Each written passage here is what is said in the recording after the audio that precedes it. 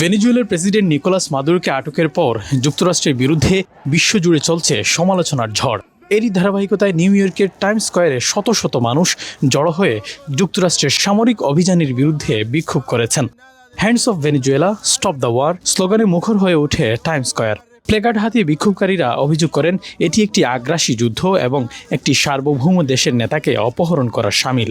ভেনেজুয়েলার জনগণ তাদের ভাগ্য নিজেরা নির্ধারণ করতে চেয়েছে, আর সেই কারণেই যুক্তরাষ্ট্র সামরিক শক্তি ব্যবহার করে তাদের প্রেসিডেন্টকে আটক করেছে। বিক্ষোভকারীদের দাবি, তেল ও খনিজ সম্পদের নিয়ন্ত্রণ নিতেই ভেনেজুয়েলার ওপর এই সামরিক চাপ সৃষ্টি করেছে ওয়াশিংটন।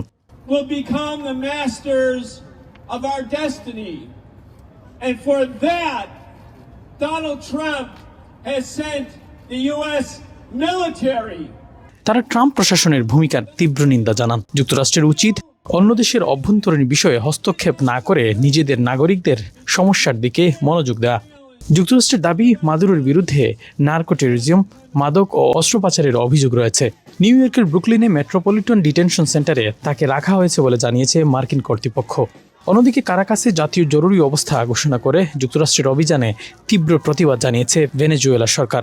তাদের অভিযোগ, এটি একটি চরম সামরিক আগ্রাসন এবং দেশের প্রাকৃতিক সম্পদ দখলের চেষ্টা। এই ঘটনার নিন্দা জানিয়েছে লাতিন আমেরিকার একাধিক দেশ, রাশিয়া ও চীনসহ ব্রিক্স জোটের সদস্যরা। ইউরোপীয় ইউনিয়ন ও যুক্তরাজ্য আন্তর্জাতিক আইন মেনে চলার আহ্বান জানিয়েছে। বিশ্লেষকদের মতে মাদুরো আটক এবং যুক্তরাষ্ট্রের এই অভিযান শুধু ভেনেজুয়েলা নয়, পুরো লাতিন আমেরিকার রাজনীতিতে নতুন অস্থিরতার ইঙ্গিত দিচ্ছে।